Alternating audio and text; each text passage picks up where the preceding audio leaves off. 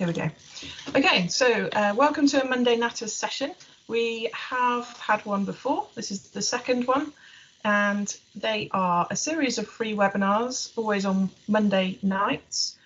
It's an opportunity for us to look at a topic each week in more detail and to share good knowledge and practice and ideas, inspiration and discussion. So we will have plenty of time later, I hope, to have a look through some questions. And we have some speakers this evening that are going to talk to us about their experiences, who I'm really grateful to. Hopefully, the webinars will be an opportunity for more and more people to access these regular sessions and in turn strengthen the archery community across the UK.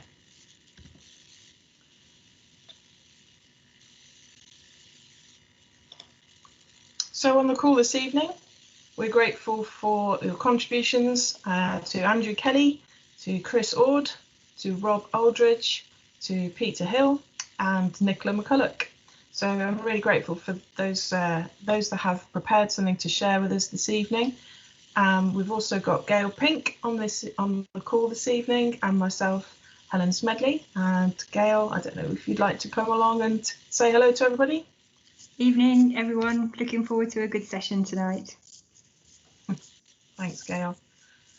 That's great. So you know who we are and you can contact us afterwards if you have a query. So the format of this evening is this beginning part. We would ask you to pop yourselves on mute, as there are a lot of us on the call this evening, just to reduce the background noise. And if you can find it at the top of your screen, there's a speech bubble icon, which is how you'd open the meeting chat. Cameras are optional when you come on if you want to make a comment. It's always nicer to see a face to the name, but it is optional. And we're going to be sharing experience and top tips with you, point you to some resources, open the discussion and close around about 9 o'clock, which means the speakers are capped in how long they do have to speak for at the beginning. And we will try and keep to time so that we do have enough time to come back at the end to the discussion and questions. So first up, I'd just like to invite Andrew to unmute himself and to come on and share with us a few of his experiences, and his slides are ready to go. So good evening, Andrew. Hi, good evening. Hi there, over to you. Okay, thank you, Helen. If you could put on the first slide, please. Thank you. My name's Andrew Kelly, and I run Murray Archery, which is a small club in the northeast of Scotland. I'm a county coach and I've been involved in archery in some form or another for about 37 years. The following presentation is my thoughts on how we, meaning Murray Archery, can try and accommodate new members' needs. If we could put on the next slide, please, Helen. All clubs eventually need new members to stay viable and survive, but some clubs may be constrained by their facilities or by their equipment as to how many members they can take. It's up to each club to work out what balance of numbers works for them. When it comes to attracting new members, do we as clubs have a plan of how we're going to do this? We all have our ways of advertising the club to new members, be it at galas, at shows, newspapers, posters, or by advertising online. But do we as clubs have a proper plan in place of how we can attract and retain new members? This last year has been particularly hard for most clubs, and the infrequent or limited shooting has meant that most clubs have probably lost out on some members just through them dropping out from not shooting. Coming out of COVID, however, is going to be a very challenging time for all clubs, and that's not just archery clubs, as all sports clubs will be looking to attract new members. Next slide, please, Helen.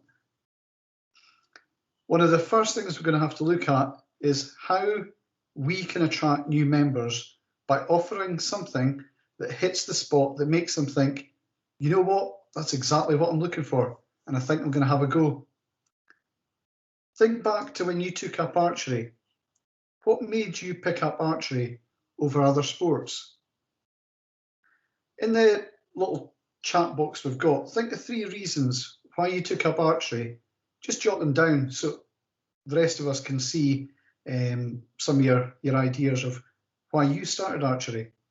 For me, when I was younger, I used to do rifle shooting, but being a canny Scotsman, I found out that archery was far cheaper. You may believe it or not, but archery is cheaper than rifle shooting.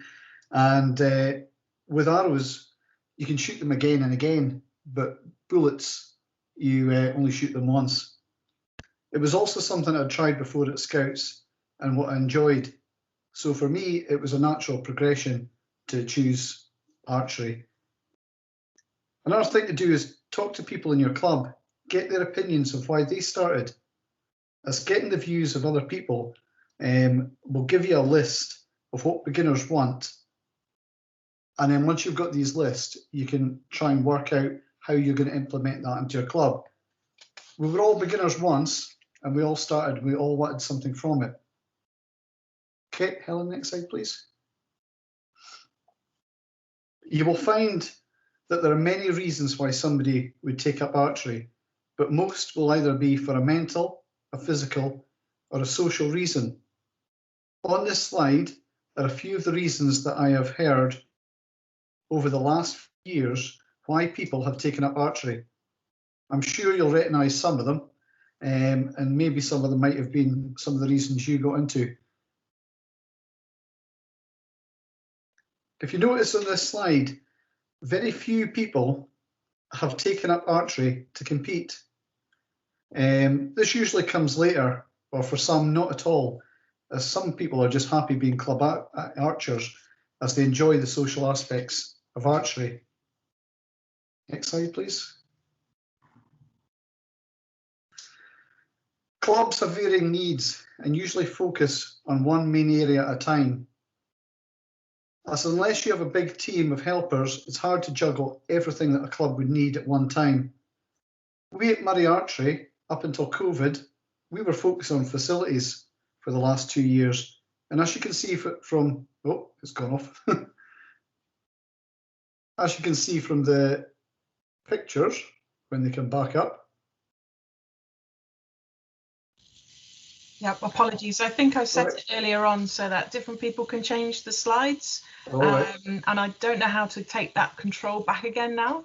So apologies, I will restart it. If I could ask you all to just let me change the slides and then we'll keep up with where Andrew's presentation is at. Sorry, everyone. Sorry.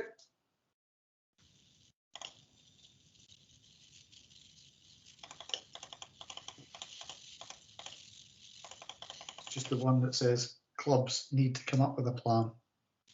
That's the one. Thank you, yep. Everyone. So over the last 2 years, let's say, we've been concentrating on facilities. And as you can see from the pictures, we went from a wooden garden shed on a range to a 24-metre shooting shelter with garage and clubroom. But this is going to change because now we're going to have to look at members. With COVID, obviously, we've lost a few members and we can't now continue with upgrading our facilities until we get some more members. So what were we to do? We're going to have to come up with a plan of what we're going to do to attract new members. And knowing what they want will first, hopefully, make us be able to offer something that's more attractive to them and it fits exactly what they're looking for. Getting feedback from people of why they started archery and from new members is crucial because it keeps an idea of what we're actually going to offer people. This plan will be written down, but it will not be set in stone, as feedback from new members will help alter and adapt the plan to make sure we're offering the best we can. Next slide. Thank you. In making up a plan of how to offer new members a great experience at Murray Archery, here are some of the key points that we've come up with. This has all been taken from working out what members have said that they want or new members have said they want. So we're going to come up with a kind of a plan. Before we start advertising for new members, the first thing we're going to do is make sure that what we're offering makes it look good, looks professional and looks organised. This will start with having a good range of equipment for people and not mix and match. So many times you go to places and you find that you're trying something and everything looks ragtag, and it's always nice when it looks all the same. I know it costs money, but it's just adds that sense of professionalism. Our facilities and range also need to look good. Again, this is to foster the sense of professionalism, and also it makes folk think that they're going to be part of something good. For new members coming into the club, we need to offer them a structured beginner stroke taster course, which gives them an overview of what archery is. In this course, they will only get a flavour of what archery is, but it will probably be enough to see if it's for them. It is critical that this course is run by friendly, enthusiastic coaches and club members, as first impressions count.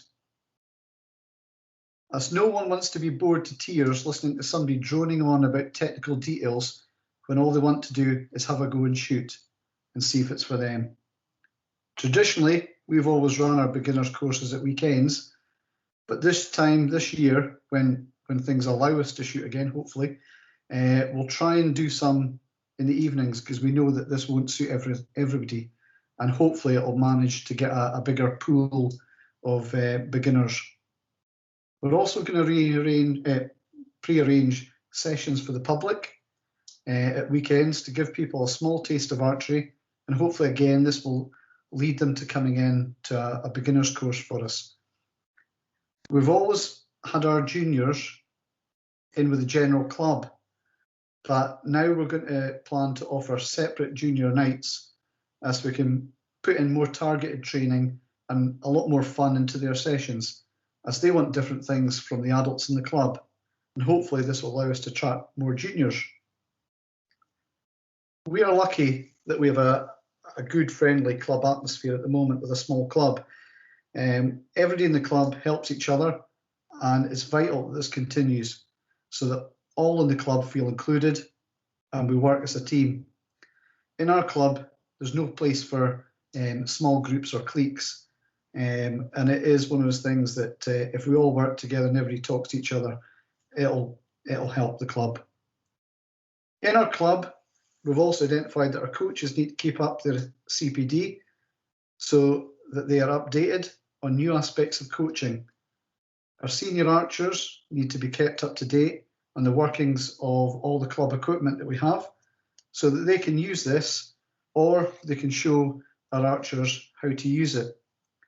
I mean, we've got a small range of equipment, from tuning equipment, bow presses, video capture equipment, and even a smart board in the club room.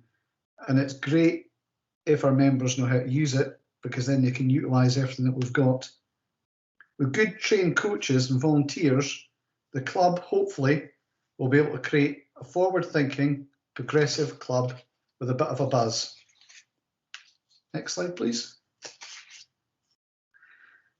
To keep our existing archers and our new archers enthused, a plan of club competitions, challenges, fun nights will be drawn up.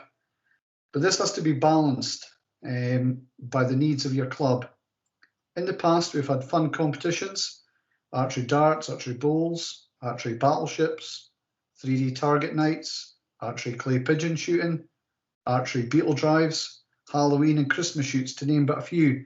But there's no point having fun nights every week, as those members who want to shoot rounds will not be happy. It's about keeping that balance in your club. We plan to run something once a month or every 2 months, just to keep a good balance, but you'll know what's right for your club and from listening to your members. Forming good relations with other clubs in your area is also a good thing, as they may be able to offer things that you cannot provide at your club, whether this be equipment, coaches, or even facilities. We've got a good relationship with a local field archery club, who have invited us many a time to take parts in shoots with them and to go around the woods and hold even clout shoots with them. This gives our members the opportunity to try something new and expand their archery experience and knowledge. As part of our plan, we encourage our members to take part in various award schemes that are available to clubs. This will help them feel that they are progressing and give them focus when participating. And who doesn't like a shiny badge or a wee medal? Competitions are not for all, but encouraging members to go to competitions will give them something to work towards. It will also make them feel part of a team and show them that they're part of a bigger archery community. As some archers, the social side is one of the main draws to archery. Good communications is also key, and I know this is one area where we will have to work on, as we do need to improve our main form of communication, which is our club Facebook page, which at the moment very rarely gets updated. We need to be adding content far more regularly and celebrating club and personal achievements on it, as this sometimes is the first port of call for the public and prospective new members. And if they see that there's a lot going on in it, hopefully it'll make them decide that they want to be part of it.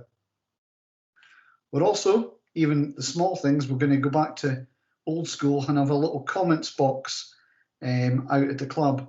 Sometimes people don't want to say anything, but they're more happy to put it down in a bit of writing. And this is another way that we can get some ideas from what the club wants.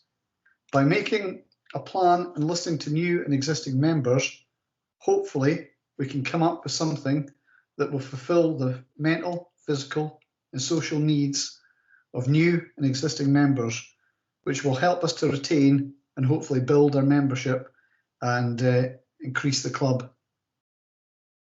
Thanks for your time, and I hope this may have given you some ideas, and it's just a little shot of what we're doing at our club when we can get started again. That's brilliant. Thank you very much, Andrew. That's good. Gives us a good flavour and really helpful things to be thinking about. We are going to pass on to Chris Ord next from Phoenix Community Archers. So Chris, would you like to unmute yourself and come on to share your thoughts? Thank you. Hi, Helen. Hi, over to you. Right, well, I did have a slide prepared, but I broke my computer midway through the week, so I've not got one of them to show now, so I'll try and keep it as quick as I can. So we've basically been experimenting with what's best for the club since we started back in 2016. I've just seen what it is that new members want. And what we found is a lot of the clubs that are local to ourselves were only running maybe 2 or 3 beginners courses a year. Big long waiting lists, and people were basically losing interest. So the way that we've got around doing that is we actually run a brand new course right away throughout the year. So every 5 weeks we will have a new course starting. We've made the courses before COVID. We've made the courses quite small, so there are only 10 people on there as well.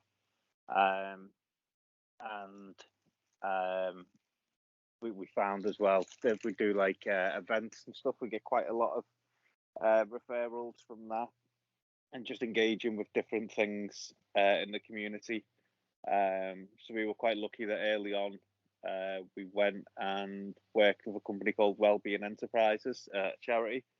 And about a year into that relationship, we've done a thing called social prescribing, which is actually in all the doctors in Holton.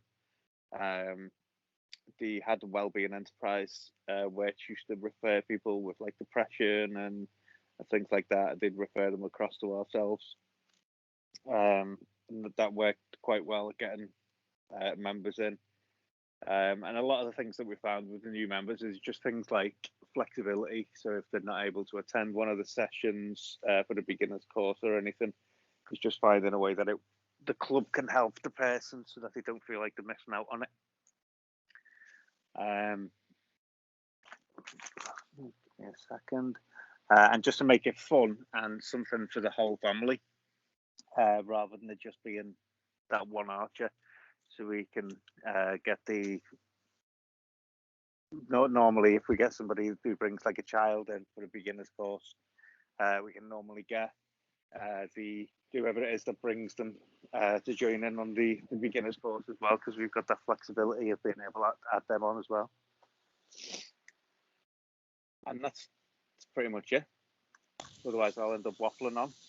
Yeah, that's fine. That's great, Chris. It's really interesting in the with the social prescribing as well, and something we may come back to later on this evening.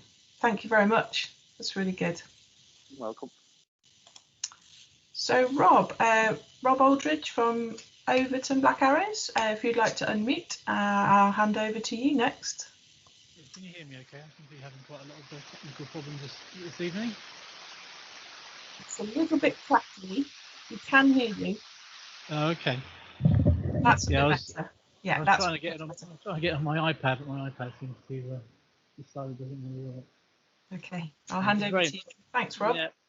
Okay, very impressed with the first slide. I think that most of what was suggested in the first slideshow, I think probably most of us would very much can associate with, because as clubs, pretty much what we're trying to do is really look at new ways of being able to attract new archers, but also keep archers. And I've been club secretary with Overton now since April, and really this year, as everybody obviously already alluded to, has not been the most successful year for archery or any sport, I guess. But what it has enabled us to do is to kind of reevaluate what the beginners courses are. We have a site in a little village called Overton, which we have 24-hour access to. But effectively, it's just a field. And one of the things that we've been looking at is how we can make that more socially acceptable, more socially friendly, and more archery friendly. And we've, like the first guy's done, we've actually looked at investing in a better shooting environment, and we're in the process of trying to get a shelter built, because that's what we feel is the best way really of creating a much more social, much more friendly kind of shooting field, so that people feel more at home. So when we run our beginners courses, we are looking at ways in which we can attract more family members to come and watch, and we feel that a shelter will provide that. We also feel that one of the things that we need to do is probably attract more juniors, because I think that that's a good starting point. You get a lot more traction with parents then in that respect, because the parents come along, and hopefully they can get included, they can get interested as well, instead of just sort of driving along their youngster and just sitting there watching. We're very much encouraging the parents to become involved. So we've looked at different ways of being able to do that. We've actually just appointed a couple of junior members onto our committee, and for us that's kind of the first time we've done that. But we're looking at ways in which we can make archery more socially acceptable for them, more attractive for them, and create kind of a proper pathway from them from the beginning of their archery journey through to wherever they want to go. And again, we very much have a relaxed attitude to this, in respect that we're not suggesting that they shoot competitions. We're giving people options, and really allowing them to have whatever they want as part of their archery journey. And we're finding that a lot of the archers want to do it just for fun. They want to do it as part of a dad-son type of setup, or maybe a father-daughter kind of setup, or just as a whole family. And we want to encourage that, and we're very much looking to convert or change our site at Laverstoke into a much more socially friendly kind of environment. We're very much using things like social media. We use Facebook. We've got a big WhatsApp group for our club, and we use that quite a lot, and get a lot of feedback from them. So yeah, I think that what we're trying to do is this whole COVID lockdown has been an opportunity for us to reevaluate. We, like probably most clubs, we rent our indoor space. We use a school once a week during the winter for our archery, and we've not been able to use that. So what we're looking at is ways in we can take more control over our shooting experience, and that's the ground that we have. So if we can turn that into a more usable site, particularly in say spring and autumn, one of the things that we're looking to do is actually add a lighting system to our ground as well, so that we can shoot later into the evening, particularly in spring and autumn, and all of those things are currently in process. Again, we're looking at the whole journey. We're looking at creating like an archer's passport, whereby you can sort of monitor the journey of each archer from beginner's course through to wherever they want to go. We're looking at better ways of coaching and providing coaching services and having sort of one-to-one and progressive type coaching. So these are things that we've probably done in the past ad hoc, but certainly things that we are looking at doing very much in a more structured environment as we go forward. We're very fortunate in that we've got access to a field site as well, and we're trying to make as much use of that as we can, and we're encouraging archers to come along and try different aspects of archery, very much in a kind of relaxed sort of setup. So we're saying not only target archery, but come along and try field archery as well. So yeah, I mean, that's what we're doing. It's very much a work in progress for us at this moment in time. We provide many avenues for feedback for our archers. We've got email systems, we've got the WhatsApp group. So as regards to the journey, we have had a big reevaluation, and as I say, looking to change and really add a better structure to it at this moment in time. That's pretty much it from me at the moment. That's great. That's great. Thank you, Rob. That's really lovely. That focus on responding to the needs of the member and thinking about what facilities are available and what coaching is available to progress people is really important. Thank you. Okay. And next I'm going to hand over to Peter Hill from Wyndham Archers. So good evening, Pete. Good evening, Helen. Good evening, everybody, and thank you for having me this evening. My part of the presentation is going to be covering two areas really. I'm looking or want to introduce you to our perception on focusing on new communities outside of your archery club and your current community. So if you like, one of them is reaching out and the other one is reaching in. Can I have the first slide, please, Helen? So one of the first things we think is important is the website. It's been mentioned already by a couple of speakers. The website is really important to keep it up to date. It says what you want it to do. It's clear, open, and lots of information available on it. We also use Facebook. We have a Twitter account as well. And we find that those forms of media are really important to engage with, because I'm focusing on external communities at the moment, the external communities that might be interested in coming to your particular club. Now, you can use specific text on your website that Google particularly likes, and there are all sorts of metrics that I'm learning about from our IT guy that can help you with the hit rate on Google. So it's worth experimenting.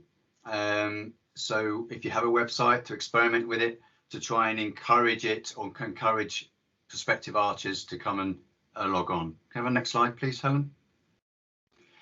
So when we were reaching out, we used a heap of things. All right, so let's start with leaflets. Myself and the club secretary worked really hard. It felt like we walked a million miles dropping leaflets through people's doors. It felt good at the time. You had a couple of hooks, people hooked up and said they wanted to come to be part of us, but nothing specific that was long term. So leaflets are great, but it's a bit like fishing rather than shooting. You're dipping in the pond hoping for someone to bite. Can I have a next slide, please, Helen? This is important. Now, this is a QR code, and you can dump this QR code almost anywhere. All right, so you can use it online for people to take photographs of. This particular QR code goes through to our website. It goes to a login page. If If you click on that, you shine your phone at it, it goes through to something you can log on to, and I'll come on to it in a minute, which is called MailChimp. And it immediately signs you up. Well, you have to sign up, but it signs you up, and we get told and you get told that you've signed up. Next slide, please. So we did some outreach. So we've done the thing with leaflets, and we reached out to our local radio station here in Norfolk and suggested that archery would be a great radio topic, which they laughed at, but they entertained us. And we got some hooks from that. So we reached out to a huge audience in Norfolk, in and around Wymondham, where we are. And we must have had 4 or 5 people come along from that radio interview that I did with them. Go to the next slide, please. Now, this is Google again. So we have 2 Google pages, my business pages for our club. We have an outdoors one and an indoor one. Now this again affects the Google metrics, and it's something you need to think about. So open up a business page on Google for your particular club would work very, very well. If you've got 2 sites, open them up for 2 sites, but keep them fresh. But don't worry, because Google will nag you. Once you start putting stuff on Google, it will email you from time to time and tell you, isn't it about time you put a new story up? And if it asks, maybe feed it. Could I have a next slide, please? So we partnered. We know we can't do what we want to do in archery by ourselves. So we partnered with a bigger partner, Wymondham Rugby Football Club. They have about 1,400 members, which again introduces us to another catchment pool. This is on their website. So our website can now be linked to from their website. And we've also partnered with Eastern College. Whilst we don't have that kind of click through with Eastern College, we are high profile at that college. Could I have the next slide, please, Helen? So I talked about just now with the QR code, and on our website, if you ever go on it, you will see there's a sign up button. The sign up button takes you through to a form. And the form is below the sign up button that you'll find on the website. And the first question in the drop down list are those 4 or 5 questions. Are you a guest? Are you a beginner? Are you a competent archer? And you can select one of those. When you select one of those and fill in the rest of the form and hit finish or OK at the end, we get notified as a club and you get notified as the sign up. But the important thing about this is the person that signs up owns the data. It's completely GDPR compliant, so they can unsubscribe anytime they want to. So we don't have to look after this data. They can look after it themselves to the greater degree. There is some work, but to the greater degree. Can I have the next slide, please, Helen? So it goes through to something MailChimp. Now, MailChimp answers some of the questions that some of you talked about earlier in relation to staying in touch with your members. When these people log on from the new communities, they log on and they use MailChimp to go through, which is the form that they fill in. But MailChimp is more than just collecting data. MailChimp is a means for you to be able to write blogs to your club. It does some smart metrics where it can work out who opened the emails and who did not. It will even remind you that it's pretty good practice that if not everybody's opened your email, have another go at sending the same MailChimp to people that did not open the email. Now, if you're trying to advertise beginners courses to a bigger audience, this might be really, really useful. And if you want to get a message to your members, then again, it's very, very useful. Can I have the next slide, please, Helen? So beside MailChimp we use for blogging, we also blog on our website. So you'll see at the top, roughly in the center right, you see the word blog, and this is on the blog page. So this was us during the early part of the summer, after May, during May, you can see 23rd of May, saying to people, come on, do something, get shooting. and a little bit about technique on shot execution. So you can see that they can see it's safe, they can see people are spread out, etc., etc. It's a hard-hitting, if you like, informative blog. Have some more. Have another one, please, Helen. So archery is great, and we love archery. And like a couple of the speakers have already said, most of our archers are social archers. So we have devised the social dynamic, extended the social dynamic within our club. The top left-hand picture of those is a group of us at a quiz night. In the middle, curry club. To the right-hand side at the top, lunch club on one Saturday afternoon at the rugby club. The bottom right image is a charity event that we invited all our members to called Shoot to the Moon. And the bottom big black one, that is cinema club. The idea there being you can't see him when we're shooting in the dark, and we're taking cameras in there in the dark. But all of these dynamics are part of our club. So we encourage our members to be part of a different perspective within our club itself, and we found it to be very successful. Can I have another slide, please? Now, when we want to talk to our members, the reaching in perspective, we've got the blogging, we've got the MailChimp emails, we can write to all of our members, etc. And we use Messenger informally within the club and WhatsApp informally within the club. But due to the COVID situation, we recognised there was another route to communicate with our archers. They are required to get a ticket in order to be able to shoot at our range.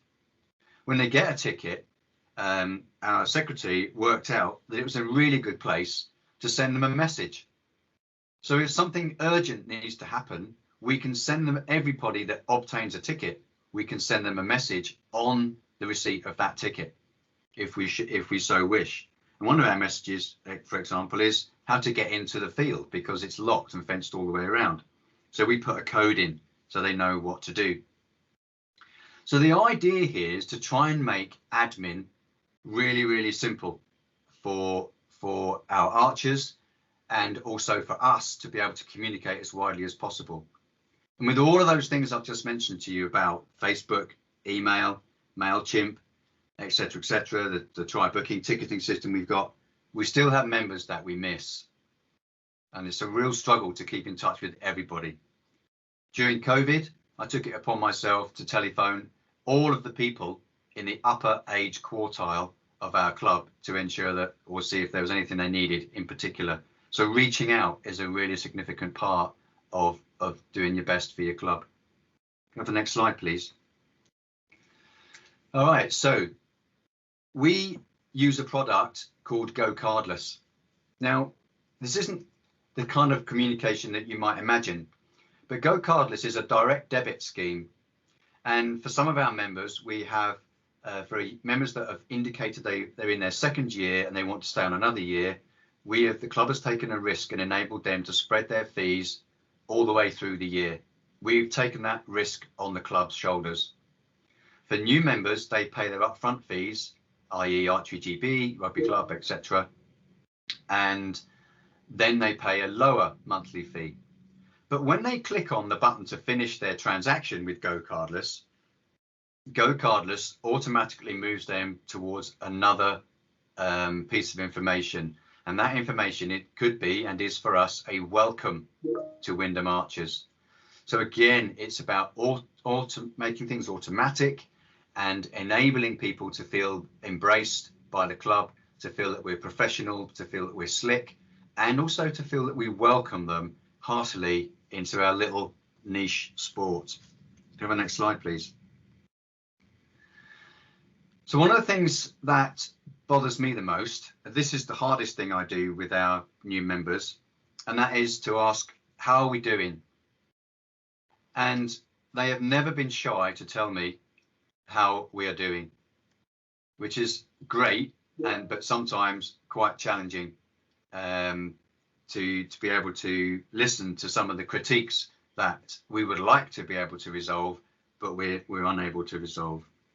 And we just entered into a whole new dynamic with this, reaching into our organisation with now creating our club development plan. We now have, of the 112 members that we have about 25% of those members involved in some way with that club development plan for them to decide which way they want the club to go. So asking questions for me is the most challenging thing to do, and the one that makes me squirm a little when I have no idea what's going to come out of people's mouths. So that's a kind of summary of it, and I'm open to questions when we get opportunity. Thank you, Helen. Thanks, Pete. That's brilliant. And we will be coming back to questions. We have one more speaker who's going to join for this evening. So I'm going to hand over now to Nicola. Nicola, if you want to unmute, I'll hand over to you. Thank you very much. Hi, Thanks. Helen. Hi. Hi, everyone.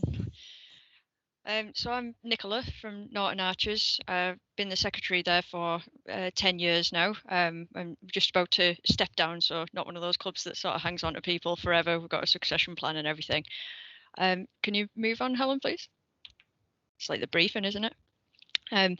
So the reason that I'm going fifth in the order is because the presentation is about retaining new members. So we thought that was kind of a logical sort of conclusion to all this, and then there's a bit of discussion afterwards. It should come up with the word strategy across there if you're clicking on Helen. Yeah, cool. Right, that's the big focus of this little presentation.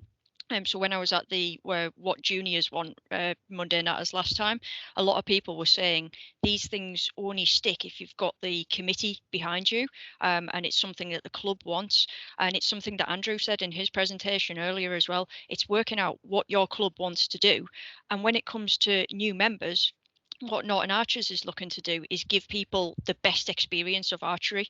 We've seen in the chat a couple of people have said that they've come back to the sport after years. They absolutely love it, and it's sort of capturing that with our new members. We don't want this churn of people coming in and going straight out and having these negative experiences. So our whole thing is trying to address that.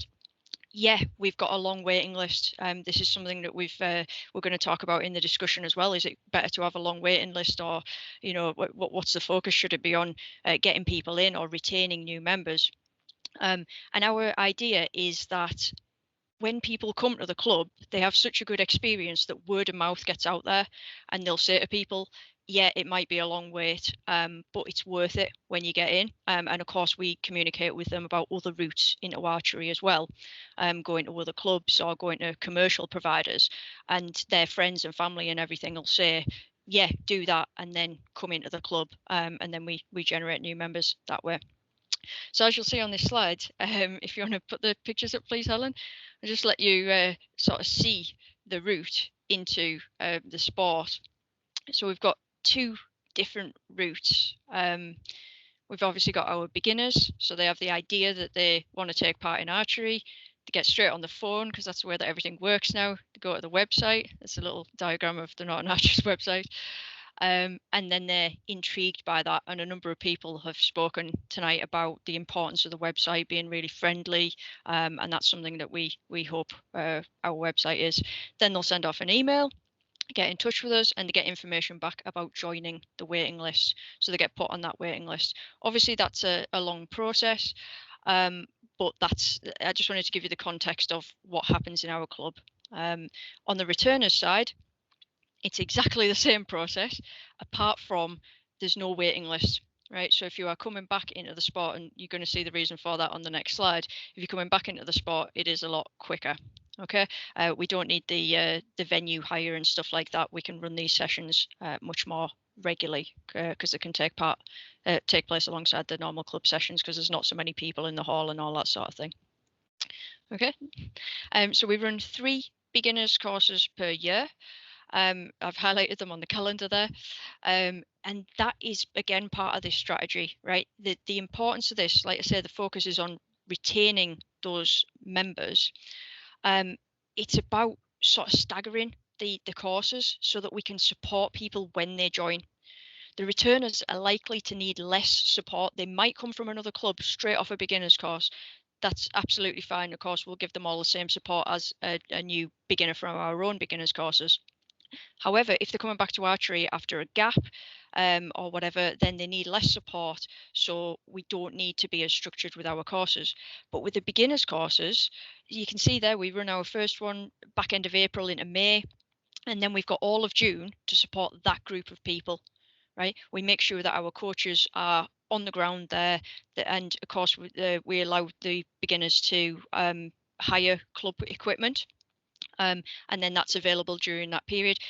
There's no end period on when they can hire equipment. I noticed that was in one of the slides at the start. Somebody said they felt pressured to buy kit. That is not the case at all. We encourage people to hang on to the club kit as long as possible so that they're not wasting the money. But obviously, the more people you've got joining at once means that you've got a lot of people sharing equipment. And that's a bit of a barrier. There's 16 people per course and 3 courses per year. Then, of course, our next one is July into August. So those people usually join in October because they wait out the September. I know the fee structure's changed a little bit. And so we know that October we're going to have new people as well. Then November into December, and they tend to join in January. And you can see that January is clear. That's when we run our boost courses for people wanting to take it the next step. So our coaching is spread across the year. Because we don't want to overload the coaches because then they'll get annoyed and naff off, right? So we can't overload the volunteers that we've got at the club. And equally, we've got to give the members these critical periods where they're going to join and they get a lot of support, and we can't overrun ourselves trying to do that.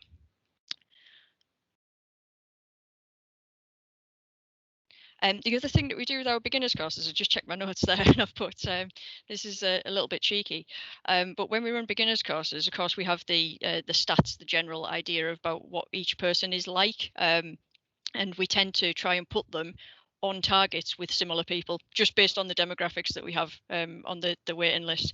And we found that's really successful because the beginners tend to join in batches. Right, so that particular batch off that beginner's course become friendly with one another, and if they're with similar people on targets next door to each other, and then they encourage each other to join, they're more likely to come along regularly, because one person will say, I fancy going tonight, do you? And then they'll bring the other one along. And we have had success with that in the past. In fact, we had a wedding out of it just last year. Okay, and the last slide, please, Helen. Right, if you want to put all the pictures up. I'll just let you guess what these things represent because we've seen them in quite a few of the other presentations tonight, and then obviously I will talk you through them. But there's just been a lot of talking, so I'll just give you a sec to have a look at those pictures. I don't think you'll get that third one.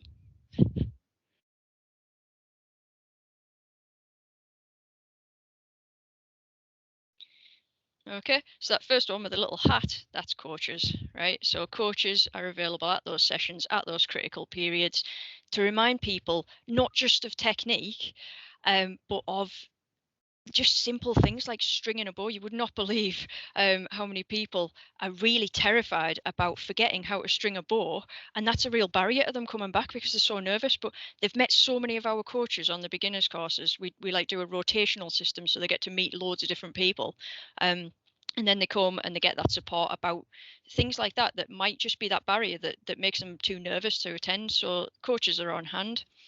The coaches also have a absolutely fundamental role along with the next 2 people. They're our new members rep and the junior organizer, right, who are like the port of call for new members and obviously new junior members. And these people all together ask the members what they want. Now, this has been said a number of times tonight as well, right? So what do you want to get out of archery? What's your motivation here? Are you here just for fun? We can support you with that.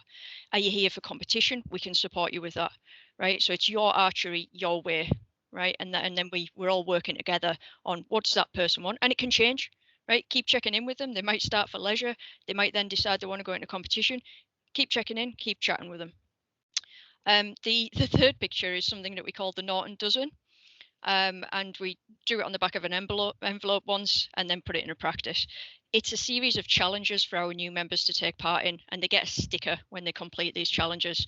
When they get 10 out of the 12 challenges complete, they get a badge. When they get 5 for a junior, they get a halfway badge, and then they get a full badge after the 10. And those things include things like trying new bow styles and trying new forms of archery. So it might be like do clout, do field archery, because we're a target club, right? So that they can find their niche, right? They might not know what their motivation is until they try new things. So that's to encourage that, as well as celebrating the first gold, or, you know, first time they've even tried a round. Okay. The little trophy at the bottom is our novice handicap trophy, so anyone can take part in that. It's an improvement award. And we've got things like the novice and intermediate Teesside League with other clubs as well, to get people engaged with people of their own level. The spiders things, I noticed somebody said they're terrifying. That was you, Helen. Yeah, novelty shoots. Somebody mentioned that earlier as well. Brings the whole club together, makes people feel part of it. And we do a presentation at the end of the year as well, where we show loads of photos throughout the year, to show what we've done over the last 12 months. And everyone is in there. New members are no different to any other members. Their photos will be in there, same as everyone else, right? So once you're in, you're in. You are part of this club. Nobody's feeling left out here. And then on the end, and this is just a bit of a cautionary one, is we've got a new members handbook, right? So hand that out to people, just as a reminder of the safety stuff and who's who at the club and that sort of thing. But you've got issues of sustainability, right? So even though this is the club strategy, obviously it's still reliant on volunteers doing this. So somebody has to create the handbook, update it, and then print it ready for giving to new members all the time, right? So it's reliant on one or two people or whoever doing that. So that can fall out of date quite easily as things change. That's it, really. Yeah, they're just the things that we've done and we found to be quite successful. The coaches and the new members reps as well, by speaking to the participants, do get feedback about what has gone well and not so well, and then they can feed that back to the committee and we can adjust things. Because I know the previous speaker was just talking about feedback as well, and that's one of the key ways that we do that. Well, that's it. Thank you. That's brilliant. Thank you, Nicola. That's really good. Really thought-provoking slides to have a look at, and interesting to hear about your approaches there. Thank you very much. And I'm really grateful to all the speakers. Thank you for the time that you've put into thinking about your club. And what I hope to do tonight is to show you whether you are a small club, an older club, a big club, whatever kind of club you are, whatever focus you have, no two clubs have to be the same. And you've all talked about slightly different approaches with some commonalities as well. So that's been really helpful, and hopefully everyone on the call can relate to at least one of the speakers' situations and pick up different ideas that have worked. The next slide really kind of gives us a bit of an overview of a member's journey through the sport, and we've touched on some of these points already. Really important to think about, what does an archer need? So we showed a slide earlier that highlighted this profile of Serena, aged 14, and a little bit of the details at the top of the screen there give you a flavour of how she joined. And this is just really to provoke that question in your mind. How would you have recruited Serena at your club? How would you have communicated with her? What does she need to know? What club activities can Serena take part in at your club? And how would you tell her about them? How do you know sessions match her needs? How do you keep on knowing that even when she's joined a little while? How does she provide you that feedback? What are the kind of things that would help retain her at your club? And you could apply that sort of thinking to anyone's journey through archery. We're not just focusing on juniors this evening. I know it's just been mentioned 2 weeks ago, we did do a session about what juniors want, and that's available on the YouTube channel if you would like to listen back to that. But just for any new member, what are the kind of things that would help integrate and progress your new members and then retain them? What are the quality experiences that you're looking to provide? It's really easy once you've joined an organisation to forget what it's like to be new. So just a slide there to kind of provoke those sorts of questions of what is it like to journey through into your club.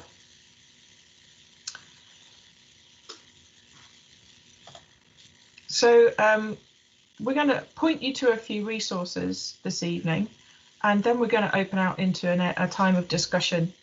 So just before we go into the discussion, if you're on this evening and you're thinking, well, what's the next steps for my club? Just a few pointers. So we've been talking this evening about understanding what your members want, and that goes for all your members really, but certainly for new members. How would a new member use their voice? If they don't know very many people in the club yet, are they asked? How would they feedback? How would they be able to raise an objection, or how would they ask you for what they really like? How can you integrate them into the life of the club? And what do they need to be able to develop? How can you reach more new members? If you're a club looking to reach new members more, what are the kind of things that you could do as a club? And it's been really interesting tonight as well. I think people have mentioned focusing in on one or two ideas to begin with.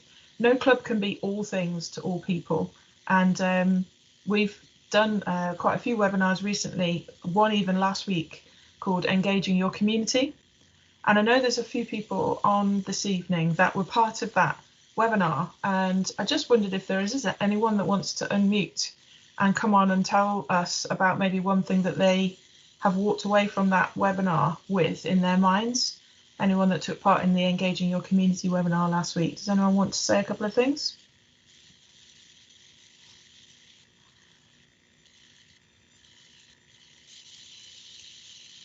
Now, don't be shy.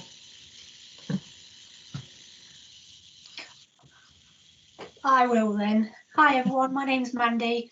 Thanks, one of the things that I took away from that webinar was of how the community that you have around you also has communities within it, and it was diversity of actually, diversity of actually looking at the communities within your community and how you can engage with them. And that's one of the things that I took away with it and I'm now trying to do, such as whether it's ethnic minority, disabled community, we have, refugees here, the gay community, any community that is actually within that are normally quite shy to try anything because of their confidence issues. And that's one thing that we're doing in our club. Brilliant. Thank you. Thanks, Mandy. Yeah, it's just so difficult to start a new project if you are a small club, or if you know that your club doesn't represent that group or subgroup very well. So give yourselves a bit of time to make inroads there. So perhaps to focus in on one or two ideas to begin with, and you can always build on that into the future.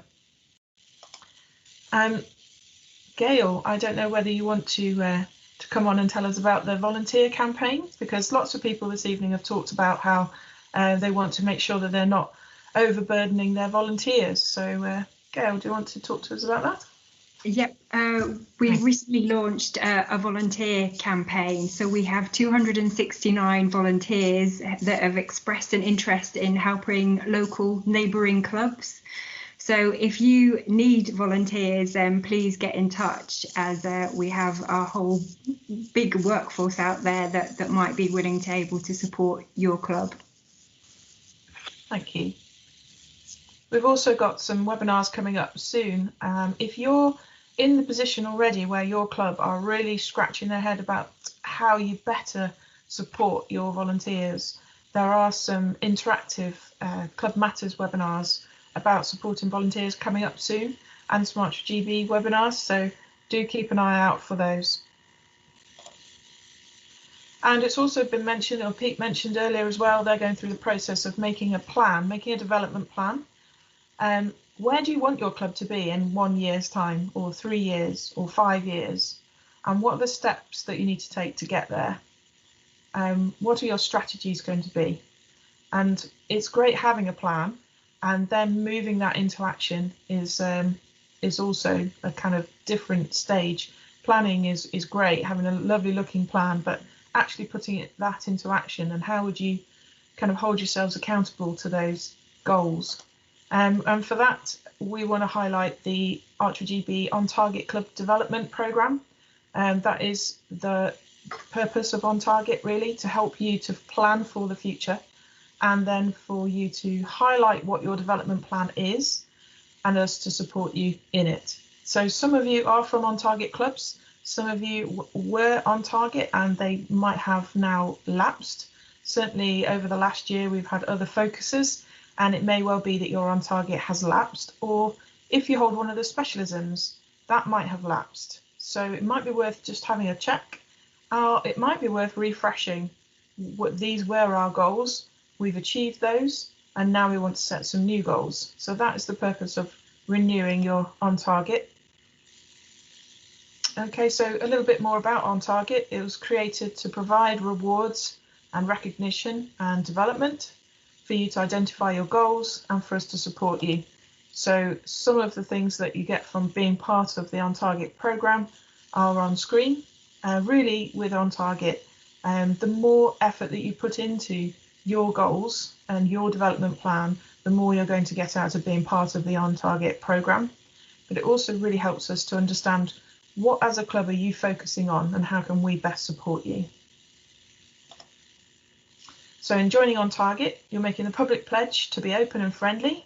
So that fits really nicely in with this evening's webinar, and to advance archery and work proactively with Archery GB. So the very fact that you're here this evening on this webinar would indicate to me that you're perhaps from the kind of club that could join On Target and might then choose to work towards the community specialism. There are 3 specialisms as part of On Target, and there are 3 brochures available from the website, and you can have a look at exactly what's involved in each specialism. But the community specialism is all about, as the name suggests, being open to members of the community, being welcoming, being friendly, making sure there's regular opportunity for you to meet with new members. And then just lastly, there are more webinars coming up. So you might have got a taste for club development this evening, and you might want to sign up for some more webinars. There's more Monday Natters sessions. Next Monday, we have a session on engaging women and girls, which is proving very popular as well. And a whole wealth of resources on the Club Matters website. If you haven't already found that, it's open to everyone, whether you're in England or not. But Club Matters is a really good resource with good online modules, resources, information, advice, e-learning. So do have a look on there. But now we're going to pick up some of the questions that have been raised in the chat and ask you as well, what do you think? So we're just I'm going to pop that question up there to start with. How would you assess the impression and initial experience that a new member receives at your club? And that could begin really helpful the way Pete put forward and others have mentioned, and Andrew mentioned right at the start about website, or most people actually. What's the initial impression that a new potential member might get from looking at the website, or first point of contact through your social media, possibly? What kind of images do they see there?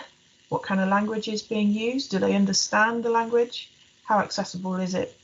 And then how would a new member experience your club?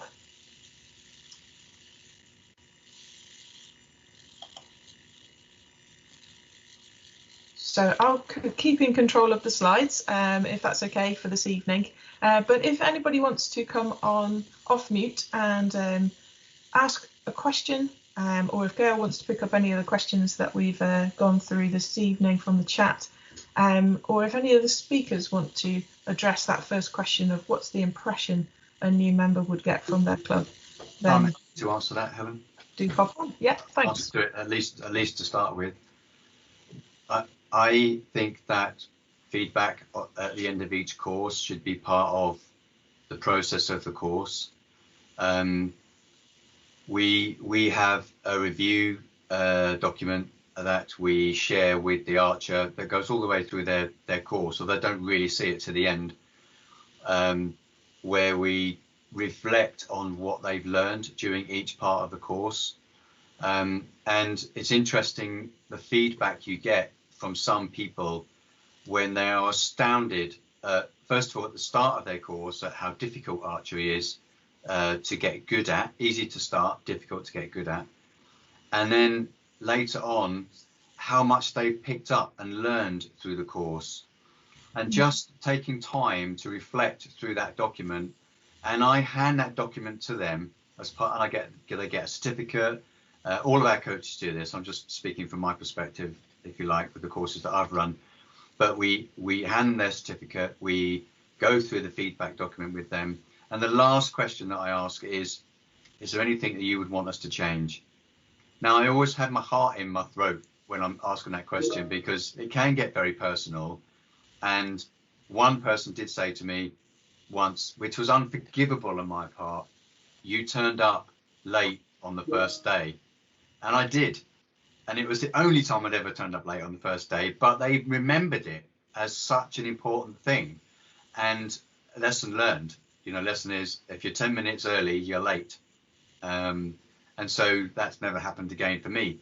But the feedback was excellent. So that feedback form I found is very, very good for people. And one other thing that we do, we monitor our Facebook page quite closely, particularly in the summer, or not this last since we've been in lockdown, but certainly when we're busy and shooting a lot. People get a bit excited and use some, let's say, strong language from time to time, and we do have to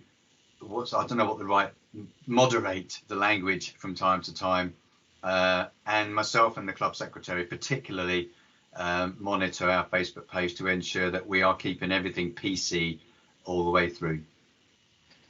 Thanks, Pete. Yeah, that online presence is really important as well. And Pete raised lots of things in his presentation that may feel like you've got a lot of work to do to put in place at your club, but can I just encourage you that it's about breaking that down and perhaps looking at one thing at a time.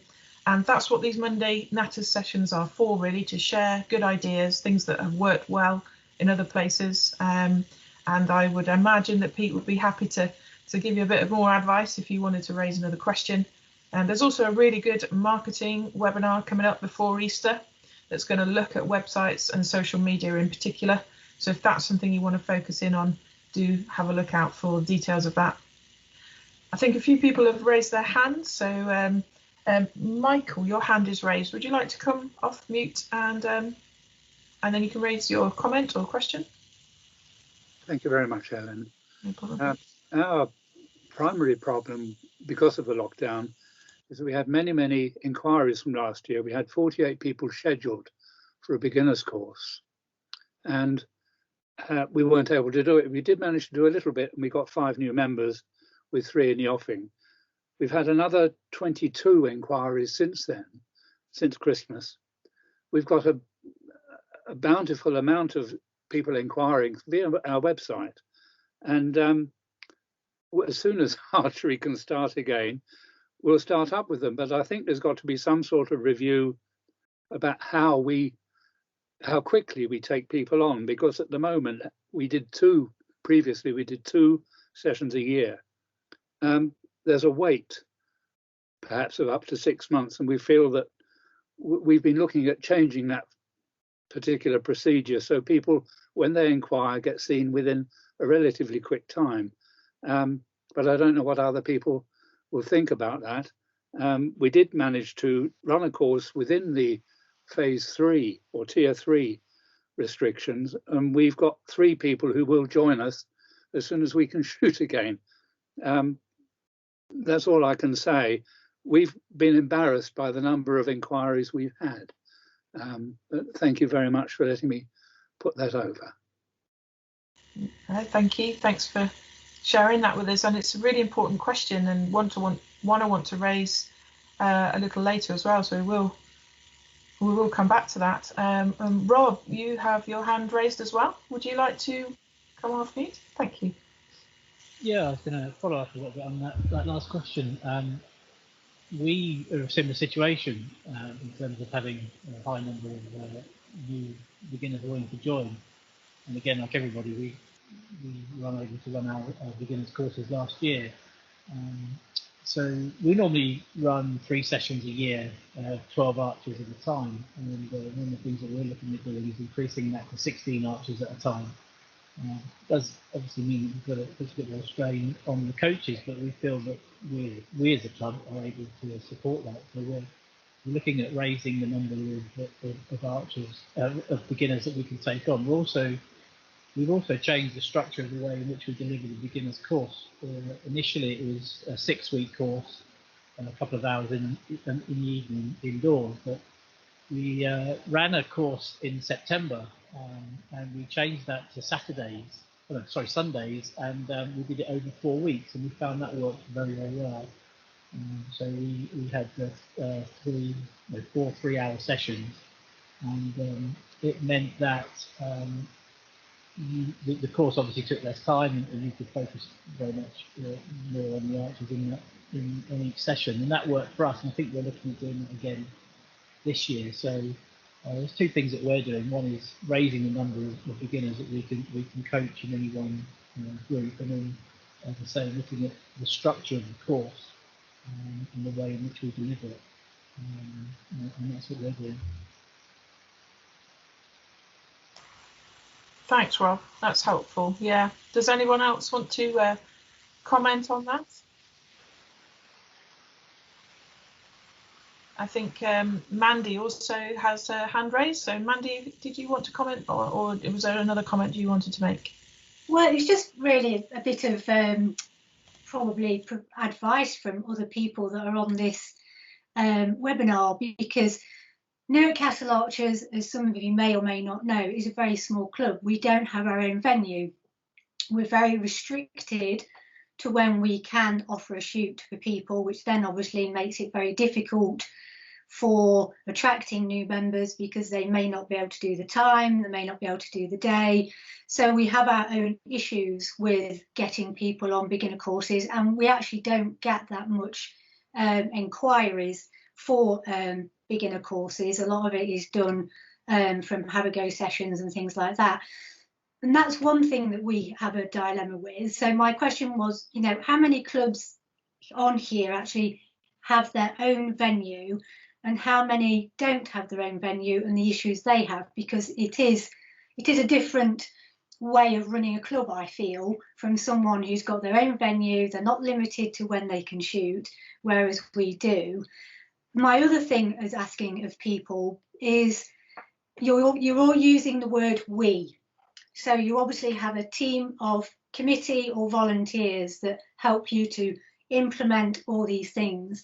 Now, I'm going to sit here and I am so enthusiastic about the sport, and I'm so enthusiastic about my club. But the thing is, nobody else is. And I'm struggling with that at the moment, because I want the enthusiasm I have for other people within my committee. I mean, I have 9 people on a committee, but it's me that's running the club, and I keep trying to delegate and ask people to do things, and it's not working. But they all want to be part of the committee so they can vote on something.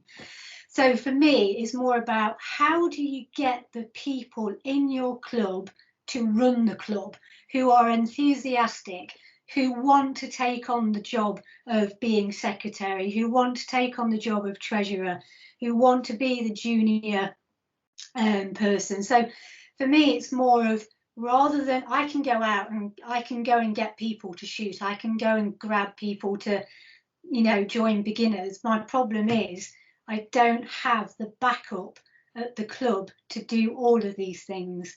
So at the moment, our club it's improving, but it's not improving as good as it should be, considering it's now 5-6 years old. So just a little bit of advice from people who may have been in a similar situation with their club, and how you get around it, and how you get people motivated to join you to push the sport forward. That's good. Thank you, Mandy. And I don't know whether it was on those sorts of points, but I think Eddie, you raised your hand earlier on. So is Eddie on the call? Yeah. Right. Helen, I better not talk too much, or she'll kick me off. No, you go for it, Eddie. No, just a couple of things that was raised earlier. Facilities was raised quite a bit. I think when you have new members or beginners coming into your club, one of the things that they look at is what your facilities are like. And that is something that's very important. I noticed that, Pete, you're a rugby club, so that's great facilities, brilliant, but some clubs haven't got that, and that's important. How do you get your facilities up and running and get them going? So facilities is one. Beginners courses, when you have beginners courses, I notice that quite a lot of you run them 6 weekly or 4 weekly, or try and do them in a block way. We used to do that, and it became apparent that quite a lot of people will say, I can't make it this weekend because I'm working. That's fine, no problem. But when they then say, I can't make it next weekend because I'm working, 6 weeks becomes 7, then it becomes 8. It's how long do you go? So what we done, we came up with the idea of doing it in 2 days, Saturday and a Sunday. We stuck to those dates. We said, right, this is how many beginners courses we run in a year, and these are the months, days we're going to do it. And at the moment, before all this happened, it's worked brilliantly, and it still does. The reason why it does is because if you run it every weekend, when they come back, I'm speaking from myself, from experience, when they come back, they forget what they've done the week before. So now you're having to do a catch-up, and that goes on for the rest of the course.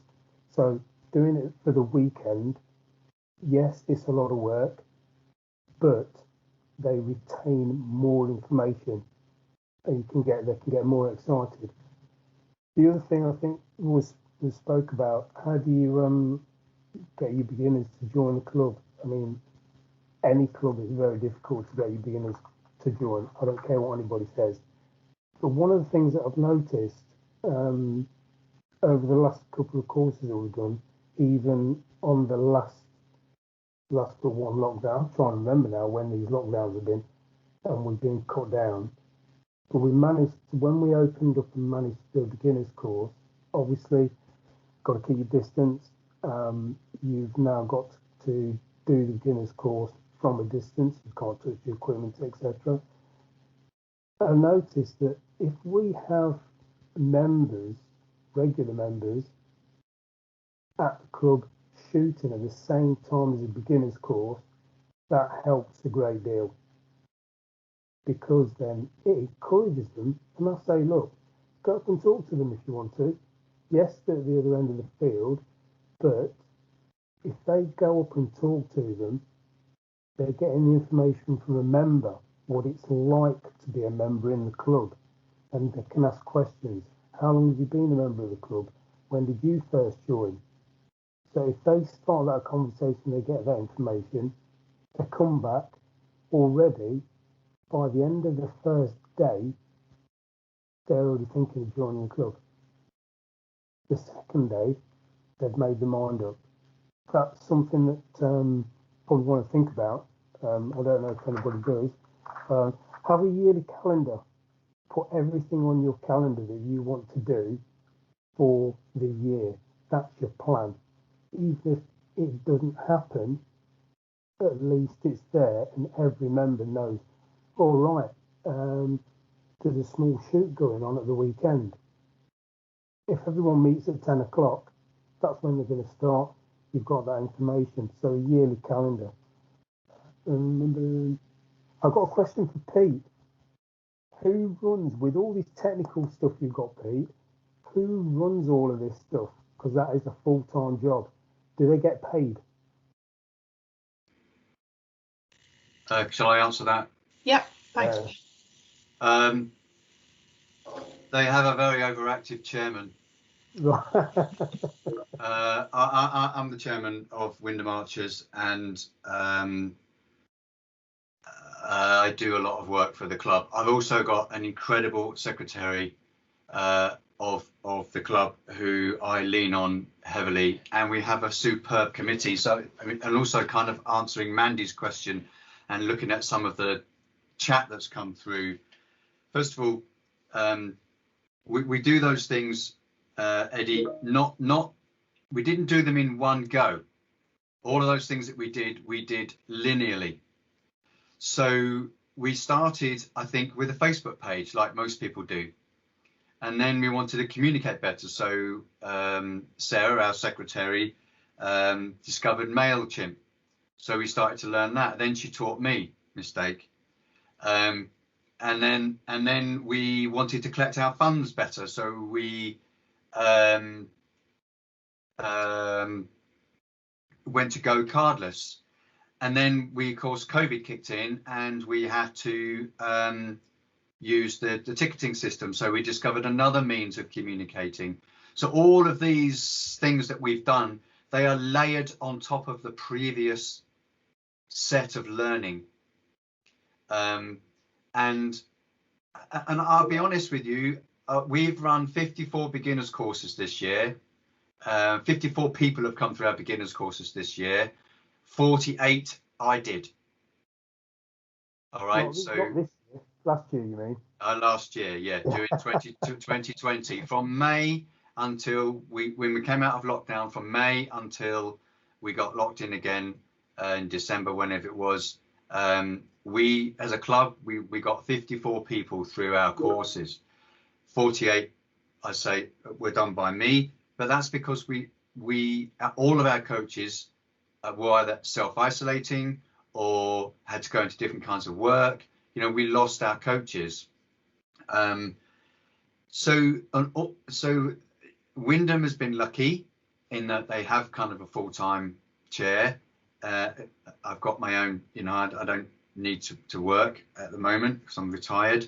But so I do recognise it's unusual, and other people, clearly many clubs are not in that situation, and Wyndham would not be if I wasn't able to give it that time.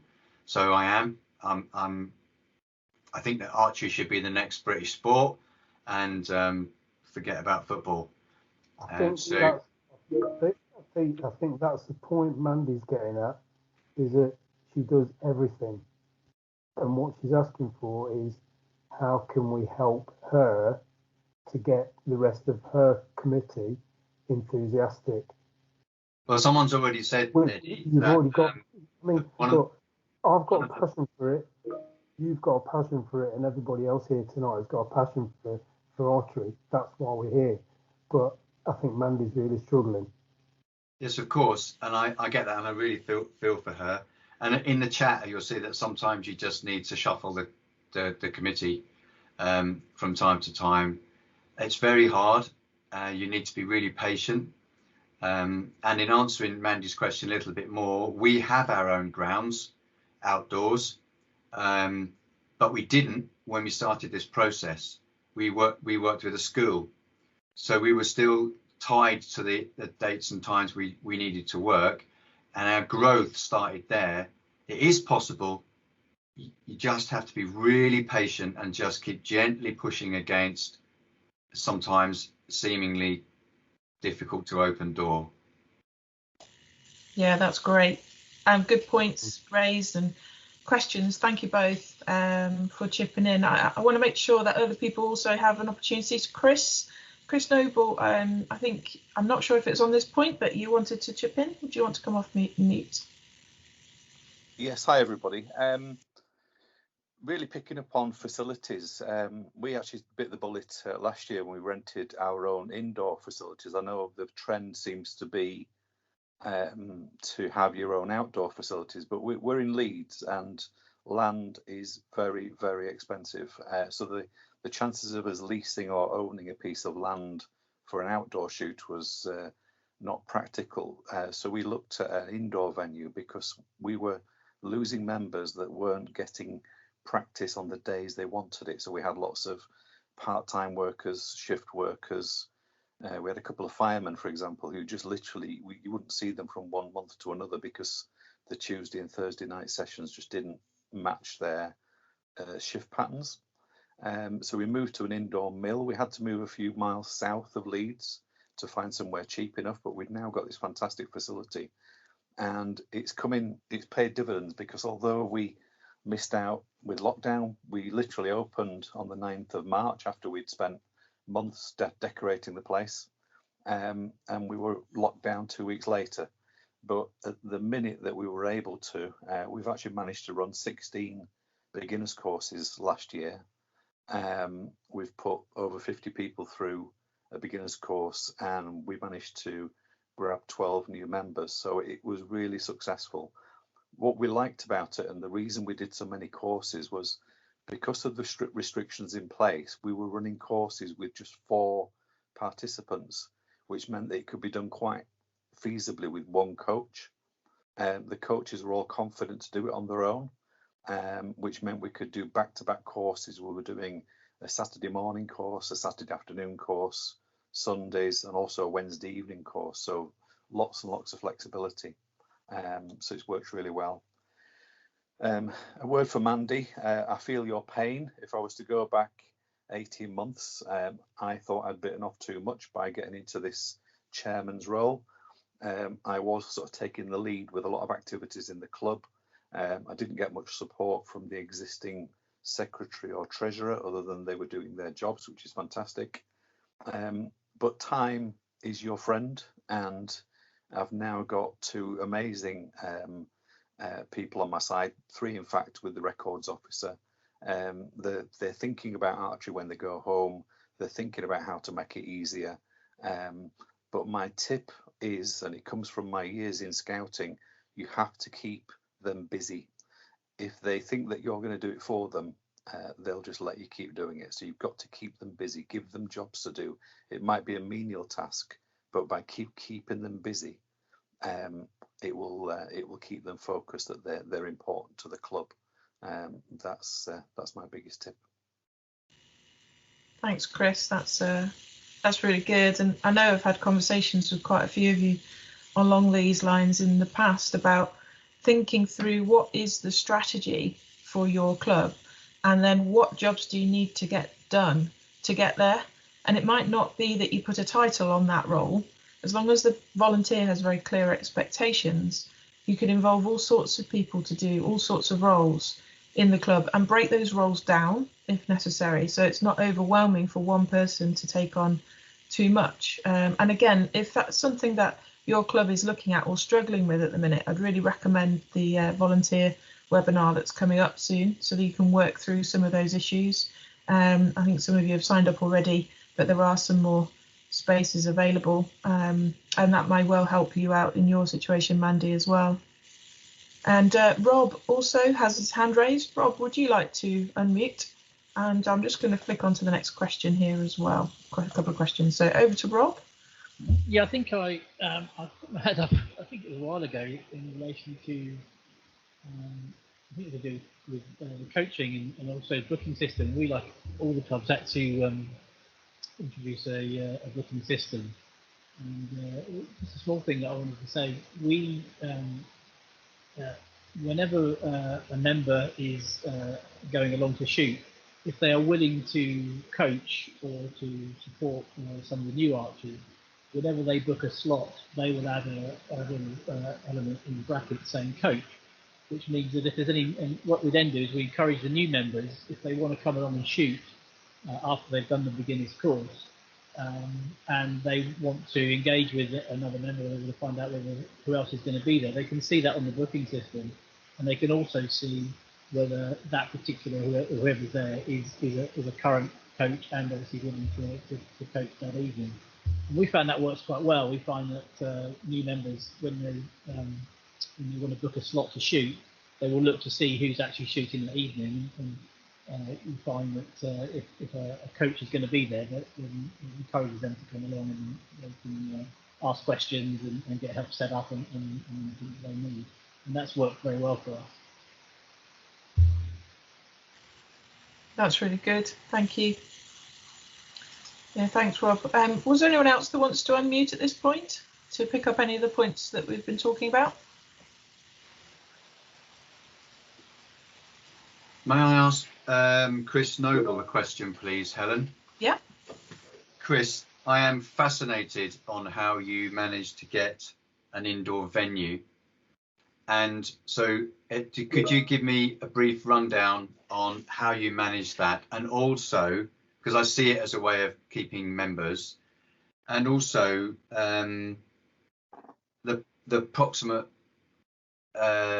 cost, if you wouldn't mind sharing that. I know I realise it might be touchy, but if you wouldn't mind sharing that, I'd be very grateful.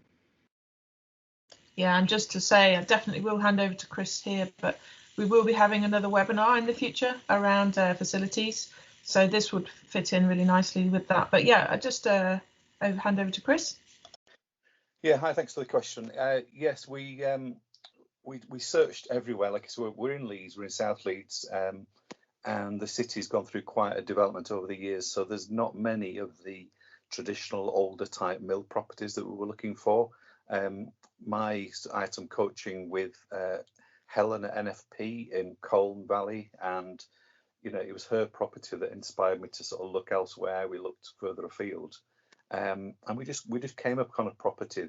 It's owned by a large mill complex. They had a sign out saying that they had units to let, and one day we just went in and asked the question, and she showed us this property which you needed to have some very archery goggles on to actually imagine what it might look like, because it certainly didn't look like it does now. So we were very, very lucky. We did have to move a few miles south, so we're not in the Leeds postcode anymore. We're sort of in the Dewsbury postcode, which is a cheaper area. But the other benefit is we're attracting members from a different demographic, and we managed to retain our members, but also attract members from a different demographic. Cost-wise, it's going to vary depending where you are, but we're paying less per week than we were renting a school for 12 hours a week. So the school hire fees were becoming untenable. We just couldn't afford it. They were charging us £30 an hour for 12 weeks, and they were going to put that up to £40. So we just couldn't afford it long term. We were just eating into our reserves. So you can see from that, we're paying about £120 a week. The only difference is we've got bills to pay. We've got our electricity and heating costs, but all in all, we can more than cover that with the additional shooting time that we have. Thank you, Chris. Yeah. And Chris Ord also, would you like to come on microphone? You have your hand raised. Yeah, I just wanted to chip in with Peter's question about the venue. And I know it's not really a venue call that we're doing, but I thought I'd chip in. We've got our own venue, and we've had it for the last 3 years. And we've done it by finding a building that had been empty for quite a while, and pestering the council. It took us 140 phone calls to the council to break them down, and we got it on peppercorn rent, so we actually pay £1 a year for our venue. But it was just finding somewhere that wasn't used that we could change into an archery venue, and that's worked quite well for us. Thanks, Chris.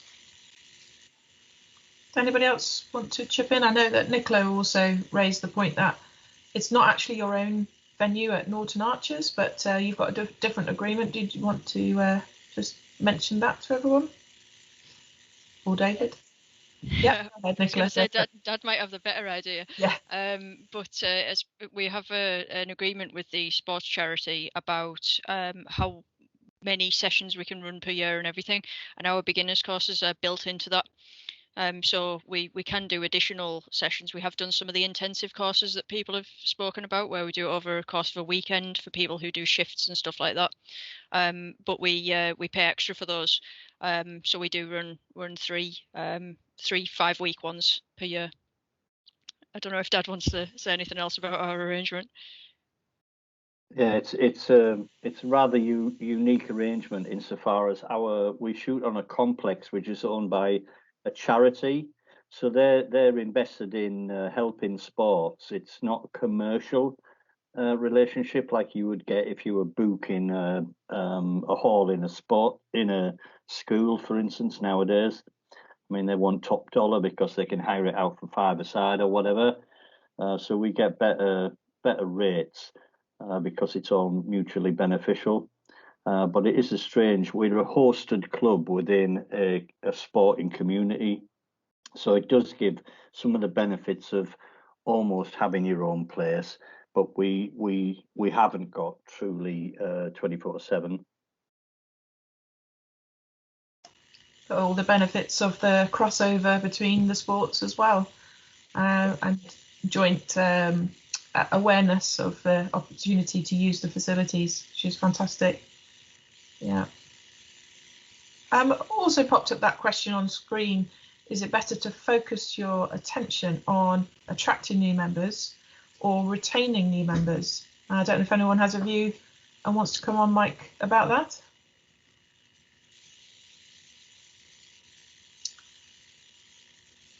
Caitlin, did you want to come onto the mic? You're welcome to. Can do. Yeah. Hi. Hi. Just sort of the thought that I had looking at that is that if you can create an atmosphere in the club that people will enjoy and feel supported by, then in a way that's covering both. For example, like from my experience, when I was first looking into the archery, we literally just got to visit the club on a normal day at shooting, and the entire atmosphere of just how everybody in that club was on a regular day was quite a good thing. And that's ultimately what decided, like, yes, I would like to join this club even if I have to wait. And then just sort of like maintaining that positive atmosphere, constantly like ensuring that they're looking forward to the social aspects, or just knowing that there is support there. One thing that we found quite beneficial was there was a lot of support in providing information and support with like entering into the competitions, which then opened up a wider social circle again when we got to meet all the different people from other clubs. And that was just like a nice progression from the support and the atmosphere of the club itself. And just constantly, there was new competitions to focus on if you wished. There was also the challenges provided. And all of that was like really good for just keeping focus on, there are many things for you to do if you want, and there's always support if you want to try something new as well. And I think that that was both a really good point of like attracting us to that club in particular, just shown through the sort of the nice friendly atmosphere, and especially through when the beginners course was on, we were able to do it in the same hall as other people just regularly shooting. So we also got to see what it was like as a member of the club, instead of like getting to the end of a beginner's course and thinking, oh, I'm not sure what happens next. So I thought, like, just looking at that, the basic sort of thought was just, if you have a nice club environment and focus on working on that in the sport, then in a way it's covering both, and you don't have to promote one at the cost of another. Yeah, it's definitely some good comments coming through on the chat there, and thanks, Caitlin. Yeah, it's different clubs may want to focus on different elements at different times.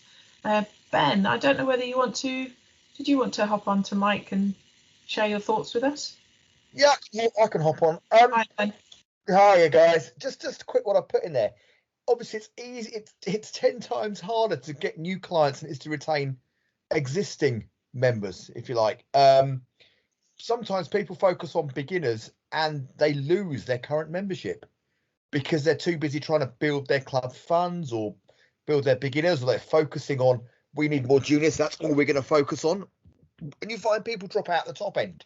So what we've done is we did a lot of work with Aaron a couple of years ago, and we defined people into 3 groups as social archers, competitive archers, and then socially competitive archers. And that's where we try and get everyone to that socially competitive archer stage.